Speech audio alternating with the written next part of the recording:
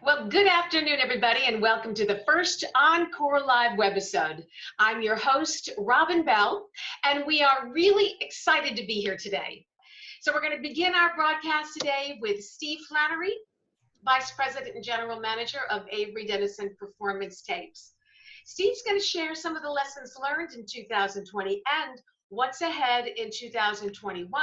And he's going to share with us his views about the current state of the pressure-sensitive adhesives industry, including what you can expect from Avery Dennison in the year ahead. It's my pleasure to introduce Steve Flannery. Steve, it's good to have you with us today. Thanks, Robin. It's a pleasure to be here. And I'm excited to speak to what I believe is over 100 folks, despite the fact that I can't see your faces. Really excited to have this conversation. So yes, as am I. So let's get to it. Let's talk about some of the unique challenges of 2020. But before we do that, I understand you've got some exciting news for us. Yep, we did announce just a few weeks ago that we closed an acquisition of JDC Solutions. They're a relatively small tape manufacturer in Tennessee. They're a great company with a great reputation for quality and service. They've been especially good at managing custom products and small MOQs, which is one of the reasons why we're interested and why we made the acquisition. We believe they'll be a great complement to our performance tapes business here at Avery Dennison and really allow us to bring more value to our customers. And one question that I've gotten asked a couple of times now is, what's going to change? And broadly speaking, not much. Our goal is really to not create much disruption. So many of the things that you like about JDC today, we're not going to be changing those things. In fact, we'd like to accentuate those and bring more value to our customer base.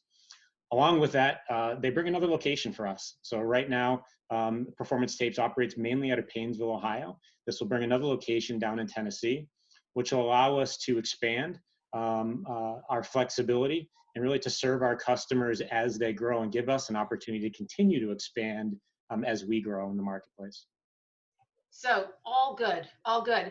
So can you describe for us the advantages the JDC acquisition gives to Avery Dennison, aside from location and some of the other things you've mentioned here? Yeah, actually, probably a specific example I think is worth sharing. So like I said, one of the benefits that JDC brought to the table for us is being able to manage some of these low MOQ types of opportunities or types of business. Which really give us an opportunity to better serve the marketplace. Well, last year we launched with Performance Tapes a portfolio called the Core Series. The Core Series is essentially a collection of products that are across a diverse set of chemistries as well as construction types, where our goal is to offer industry-leading MOQs, that is low MOQs, and industry-leading service. And one of the main reasons behind this acquisition was actually to help us advance this strategic initiative for us and really allow us to deliver on the promise that we're putting out there to all of you, all of our customers around this Core Series portfolio. So really the intent of this is to offer best-in-class service that's dependable along with low MOQs. And that really the strategic intent of this JDC acquisition was all about growth, not about cost cutting. So we see this as a real benefit to advancing our Core Series product portfolio. So could you give us a specific example of the benefits that the acquisition offers to the customer? Sure. So as I mentioned, JDC was fairly strong in the converting channel. So the fact that we will be taking what is JDC's customer base along with ours will give us more scale and create more flexibility for us to, again, offer a broader set of products to our converting customers. So, and on top of that, allow us to continue to drive lower and lower MOQs, in particular for custom products. You may have experienced over the past few years MOQs that were just a little bit higher than you would have liked out of our Avery Dennison Performance Tapes facility. This will allow us to really lower our MOQ thresholds, in particular for custom products, which I think all of our customers will be happy to hear. Oh, absolutely. Okay, let's talk about something else now. Let's talk about 2020. Unusual year by all accounts, right? Yeah. Can you tell us some of the lessons that were learned and how Avery Dennison addressed the demands on the business? Sure. Yeah, this was, I think, for all of us, a very bumpy year. As I look back, though, sort of reflecting on this question, there are really three things that came to mind. One is bolder scenario planning. So many of you on the line today, I don't know how deeply you do scenario planning, looking at what is, for example, 2021 going to look like. That's something that we do on an annual basis. And candidly, we got the down right. So we knew we were going to see significant downturn as we entered, in particular, the summer, and we saw that. What we didn't expect and we missed was how fast it would rebound. What we've seen, and many of us are experiencing, are volumes that are not just above previous years' levels, but even above sort of pre-pandemic levels, and in some cases significantly above that. So I think one of the things that we've taken away as a learning is really to plan for bolder scenarios. And in particular, what are the triggers for those scenarios? So what metrics or things would we want to look for that would cause us to then make a decision to go down one path versus another? So that's one learning that we took this year. I urge everyone to think about is be bolder with your scenario planning. The second, which we're still taking some learnings on this one, is I know most of us, especially in the tape industry, have products that are specified. So you don't have a lot of wiggle room to make changes. When we hit an environment like this, it's really quickly understanding the difference between what can you change in an emergency versus what's impossible. So this is one thing we did several months ago, is really looking at, yes, we have a whole bunch of products and components that are spec'd in and we really can't change. But in an emergency, could we change them?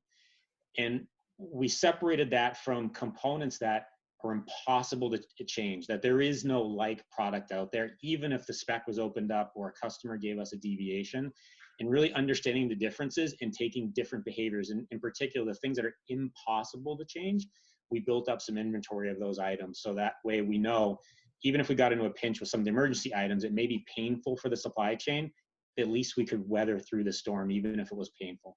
So I think that was learning number two, is really to understand the difference between very, very difficult to change versus truly unique, impossible. There is no near alternative. And then the third item, which I don't know if this will come as a surprise to most folks, but anytime you run into an environment like this, you really realize just how important people and experience is. The folks that have been in your business for 10, 15, 20 years, they've seen a lot.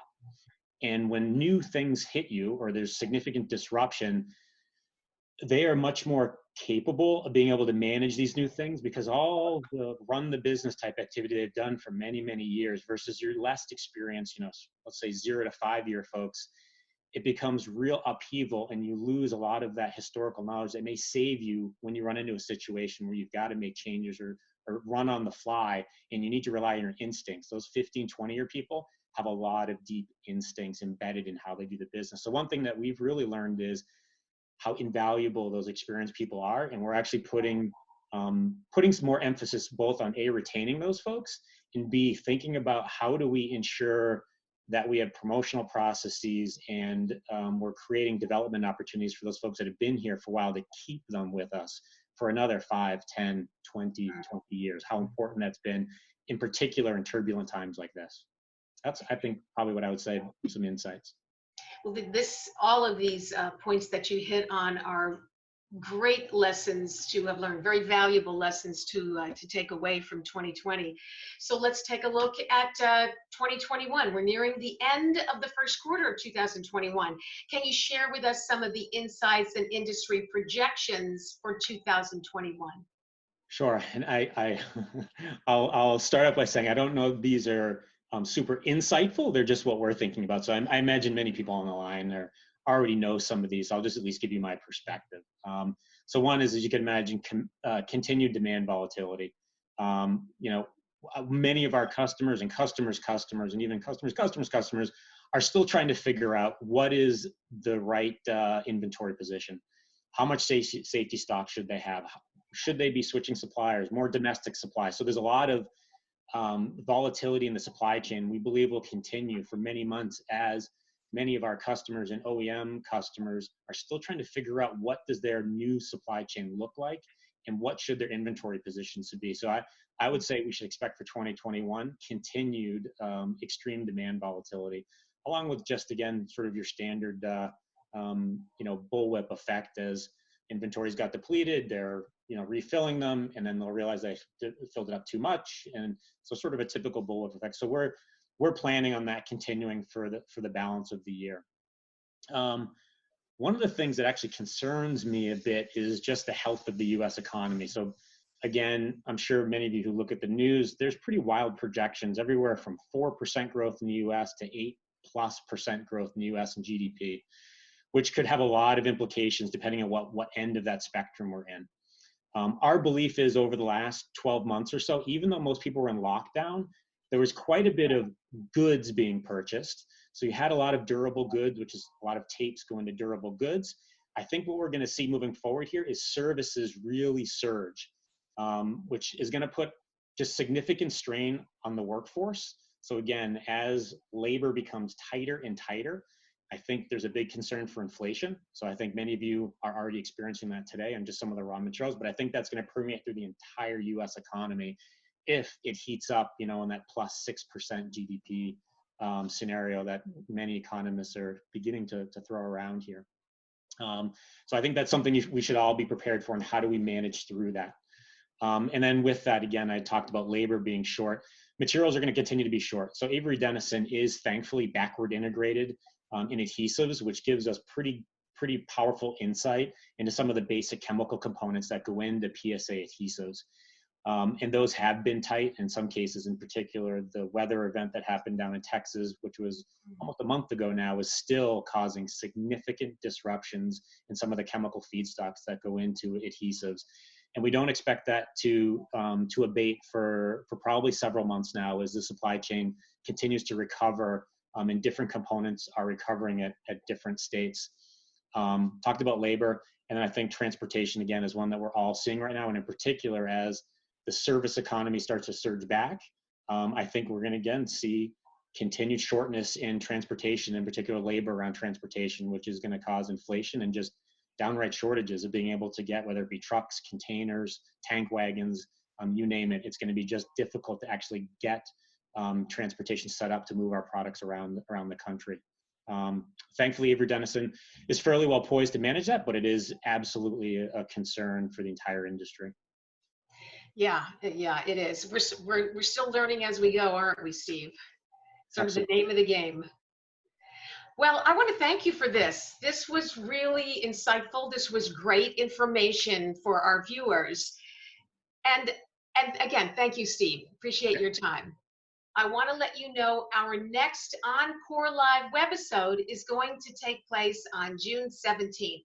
You're going to be able to register through our OnCore e-newsletter, LinkedIn, or you can register through email. Well, this was great. After the webisode, we are going to send out a brief survey. Take a moment, provide your feedback regarding today's webisode. We really would appreciate that. Until next time, I'm Robin Bell, and this was Avery Dennison's Performance Tapes, OnCore Live.